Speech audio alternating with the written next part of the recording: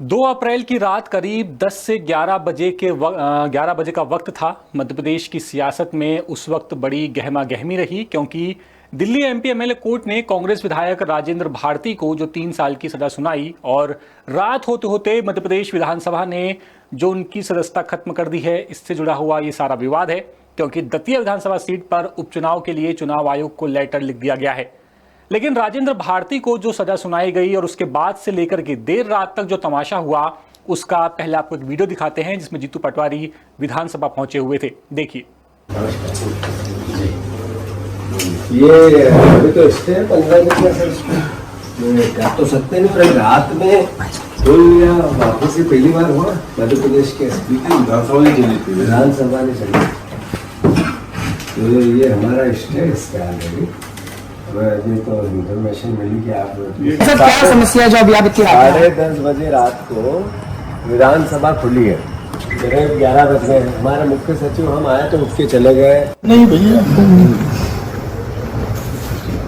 इसके विधानसभा के कोर्ट का स्टे है राजेंद्र भारती जी की उस पर, उसके बावजूद भी ये इस तरीके की हरकत कर रहे हैं। तो ये माननीय कोर्ट को अगर एविडेंस देने पड़ेंगे कि जितना अनैतिक काम हो रहा है, तो वो चूंकि हमारे विधानसभा के पूर्व एमएलए साहब हैं, इनको भी अधिकार है आने का। मैं भी पूर्व एमएलए हूँ, मुझे भी अधिकार है कि रात को 10:30 बजे क्यों ये अपनी विधानसभा खुली है, ये सबसे बड़ा प्रश्न।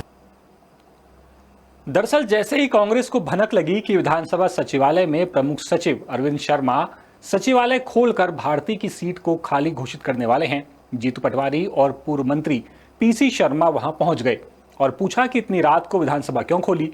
लेकिन प्रमुख सचिव वहां से बिना कुछ बोले निकल गए और देर रात आदेश जारी कर दिया गया।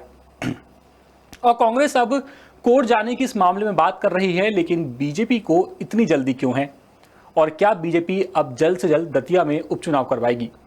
इसकी बात करें तो इस पूरे मामले में कानूनी विशेषज्ञों की राय बेहद अहम है। उनके मुताबिक अभी तक जो हुआ वो सिर्फ पहला चरण है।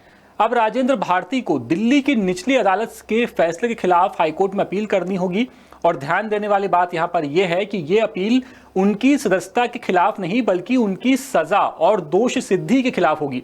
विशेषज्ञों के मुताबिक यह एक बड़ा कानूनी पेच है। राजेंद्र भारती की सदस्यता किसी प्रशासनिक आदेश से नहीं गई है, बल्कि कानून के स्वतः प्रभाव से खत्म हुई है। इसीलिए वो सीधे सदस्यता रद्द को चुनौती नहीं दे सकते, बल्कि पहले उन्हें उस आधार यानी कि कोर्ट की सजा को खत्म करना होगा, या फिर 2 साल से कम की सजा के लिए इस पूरे मामले को लेकर के जाना होगा, और जिस पर यह अयोग्यता टिकी हुई है। यहां सबसे बड़ा भ्रम यही है कि अगर हाईकोर्ट से राहत मिल जाती है तो क्या सदस्यता वापस मिल जाएगी। तो इस मामले में विशेषज्ञों का साफ कहना है कि ऐसा नहीं होगा। इस मामले में सरकार जितनी तेजी से काम कर रही है, ऐसे में उपचुनावों की घोषणा से पहले राजेंद्र भारती को कोर्ट से राहत मिलने के आसार नजर नहीं आते। अगर हाईकोर्ट सजा या दोष सिद्धि पर स्टे दे भी देता है, या फिर सजा को 2 साल से कम कर देता है, तब भी सदस्यता अपने आप बहाल नहीं होगी। इसके लिए अलग से कानूनी प्रक्रिया अपनानी पड़ेगी। हालांकि उनकी सदस्यता बहाल न करने की जो वजह है वो कानूनी नहीं, बल्कि राजनीतिक होगी। सूत्रों के मुताबिक सरकार ने सदस्यता खत्म करने का फैसला आनन फानन में नहीं लिया है, बल्कि पहले कानूनी सलाहकारों से विस्तार से चर्चा की गई है। सरकार को भी कानूनी सलाहकारों ने यही लूपहोल बताया कि राजेंद्र भारती सीधे विधानसभा सदस्यता रद्द किए जाने के खिलाफ अपील दायर नहीं कर सकते। अब सरकार की प्राथमिकता यही मानी जा रही है कि जल्द से जल्द उपचुनाव करवाया जाए, ताकि भविष्य में किसी भी कानूनी चुनौती से जो आएगी चुनौती, उस दौरान ये स्पष्ट रहे कि जो सारे कदम थे वो कानून के तहत ही उठाए गए थे।